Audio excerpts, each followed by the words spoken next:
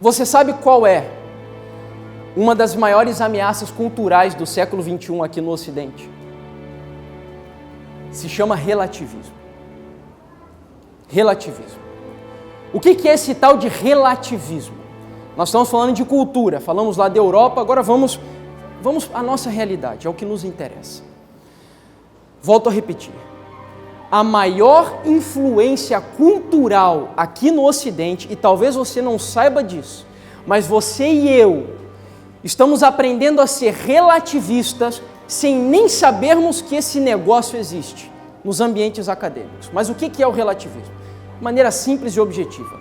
O relativismo diz que não existe verdade absoluta. O relativismo diz que não existe verdade absoluta. Deixa eu explicar para você isso na prática. Vocês creem que Jesus é o único caminho, a única verdade e a única vida? O relativismo diz que não é bem assim. Jesus não é a única verdade. O adventismo não é a única verdade. O sábado não é a única verdade. Essa história de dizer que nós somos a igreja verdadeira, que temos a mensagem para esse tempo, isso não é, olha outra palavra dessa cultura, politicamente correto. Eu preciso exemplificar isso para você entender um pouquinho melhor. Na prática, olhe, para mim, é a maior prova cultural do relativismo, se chama ideologia de gênero.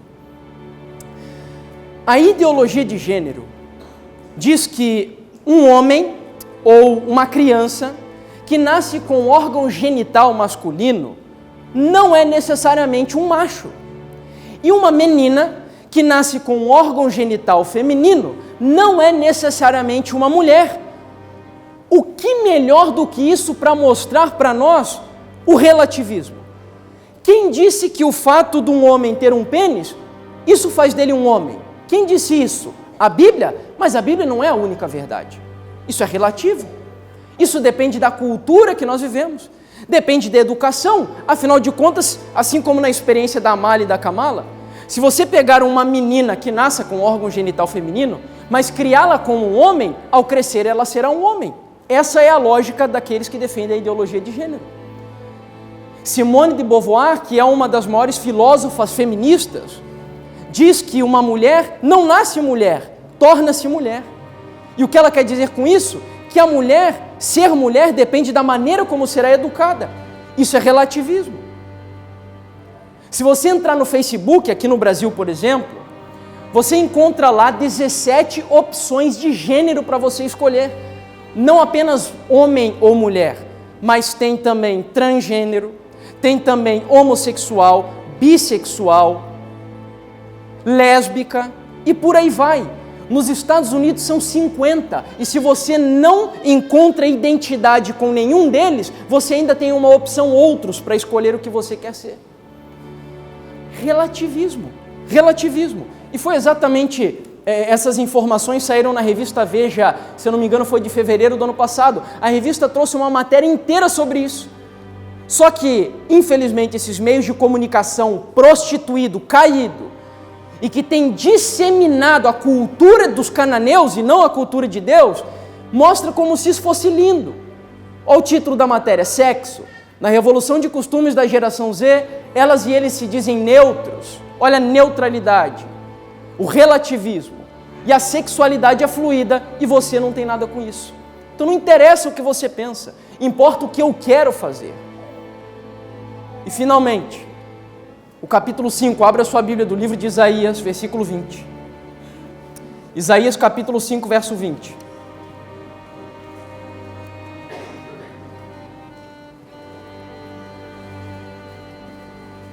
Mostra qual é o ponto de vista de Deus. Em toda essa influência cultural, citei apenas uma delas. Olha o que Deus diz. Ai dos que ao mal chamam bem e dos que ao bem mal, que fazem da escuridade luz e da luz escuridade. Põe o amargo por doce e o doce por amargo. O que Deus está dizendo aqui, irmãos? O Senhor está definindo, e a palavra ai significa maldito. Deus está dizendo que é maldito aquele que não faz a distinção entre o certo e o errado. aquele que não faz a distinção entre o santo e o profano. Deixa eu abrir um parênteses aqui novamente. O ensino antirrelativista de Deus existe desde a entrada do pecado, desde o Jardim do Éden. Como isso? O diabo, desde o início lá do Jardim do Éden, ele já tentou pregar o relativismo para o ser humano. E o relativismo é a maior desgraça que o diabo poderia ter introduzido na humanidade. Eu diria que é melhor você estar absolutamente errado do que você estar relativamente certo. Entendeu? É melhor você estar absolutamente errado, porque o Espírito Santo ainda pode te convencer do certo, do que você está relativamente correto. Porque aquele que está relativamente correto, ele está misturando o erro com a verdade. Então ele acha que no fundo ele tem razão. É o grande problema de qual igreja do livro de Apocalipse? Laodiceia, queridos.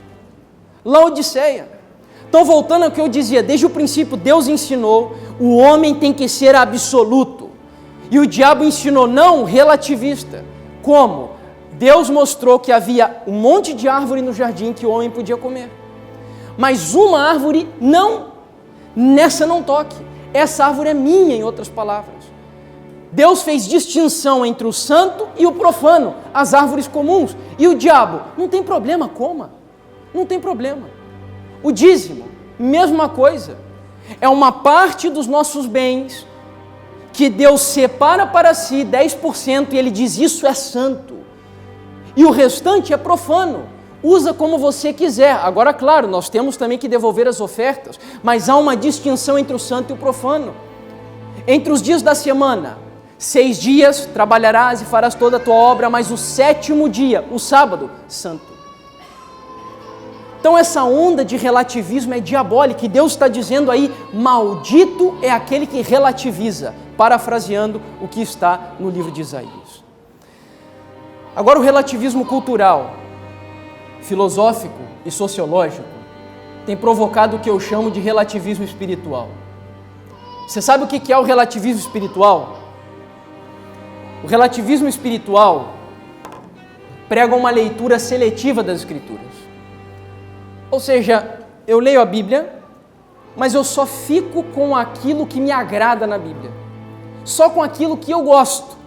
E sabe qual é o trecho que mais agrada os cristãos relativistas do século XXI?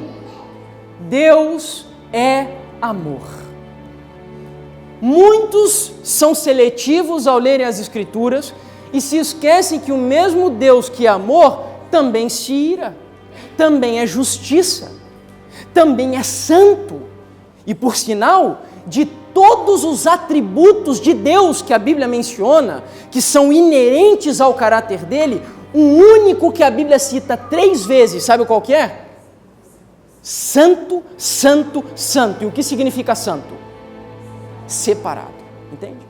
Deus não aceita, não tolera relativismo. Na verdade, Deus tem abominação, e me permitam o uso aqui de uma palavra, Deus tem nojo do relativismo. Causa náuseas em Deus o relativismo. Tanto que a igreja morna de Laodiceia, a Bíblia diz que se ela seguir morna, relativista, o que ele fará com essa igreja? Vomitar. Eu sei que é tudo muito duro, mas sabe o que eu vejo, irmãos? Deus, através de uma mensagem como essa, é um pai desesperado, que vê o seu filho já quase no fundo do poço, e pensando que ele está bem na situação que ele está, o Senhor, ele vem e ele grita desesperadamente, pelo amor de Deus, preste atenção no que eu vou dizer para você. Não faça uma leitura seletiva das Escrituras. E olha só o que nos diz aqui, por exemplo, Agostinho de Hipona, é considerado um dos pais da igreja, mais conhecidos pelos teólogos. Olha o que ele diz: se você acredita apenas nas partes que você gosta do Evangelho e rejeita o que você não gosta, não é no Evangelho que você acredita, mas é em si mesmo. Entendeu? Deixa eu trazer isso para nós adventistas. Olha que problema. Nós estamos hoje, infelizmente, com a penetração relativista gigantesca entre nós. Eu tenho visto os nossos pastores preocupadíssimos com isso. E eu creio que isso é a causa de centenas entrarem por esse tanque aqui e com 2 anos, quando muito 2 anos, saem pelas portas do fundo da igreja. Porque não entenderam a profundidade da mensagem, a profundidade do Evangelho. Como nós temos que ser absolutos na nossa fé, defender os nossos princípios. Cito alguns exemplos aqui para vocês. Olha como nós temos relativismo no nosso meio, modas e costumes do mundo. Os adventistas hoje, ao invés de basear a sua fé na Bíblia, no espírito de profecia e no manual da igreja, que é produzido por homens de Deus, que têm lido, junto com a Bíblia, o espírito de profecia e apresentado uma série de princípios para a igreja prefere acreditar em si mesma. Os membros preferem fazer o que dá na telha, joias. Quantos adventistas nós temos visto hoje, irmãos? Até, inclusive, estava fazendo uma programação esses dias atrás lá em Curitiba e me perguntaram, irmão, mas como joia é um princípio ou é um fator cultural? Porque lá nos Estados Unidos da América, por exemplo, existem vários membros da igreja adventista que usam joias. E aí eu tive que explicar como funciona isso para a pessoa. Músicas. Quantos hoje adoram? E eu não falo só de músicas cristãs, gospel, as famosas músicas gospel. Perdão, não falo só de músicas do mundo, mas me refiro também às músicas gospel. No estilo rock, blues e jazz, que são estilos condenados pelo manual da igreja, pelo espírito de profecia. Cinema, os jovens hoje acham, não, isso é uma questão do passado. Isso é um pensamento já antigo, retrógrado. Não faz mais parte da nossa cultura, mas é um princípio.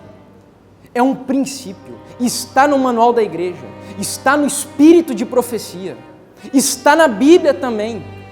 Só que nós relativizamos alimentação, casamento e divórcio. É triste hoje, nós temos centenas de cristãos, e mesmo em nosso meio, que dizem que se separam por incompatibilidade. Eu quero que me mostre na Bíblia onde está o texto que apresenta essa desculpa para a separação. E os dízimos. Me dá tristeza hoje quando conversando com amigos, pastores, líderes, e dizem que os relatórios de dízimos da igreja são pífios, porque muitos que se dizem guardador do sábado não guardam e não obedecem à lei do dízimo. E eu posso falar isso com toda a autoridade aqui para vocês, porque eu não recebo da igreja para pregar, mas eu creio que essa igreja é a igreja de Deus, e creio que nós temos que, pela graça de Jesus, obedecer a todos os princípios e mandamentos que Ele escreveu no nosso coração.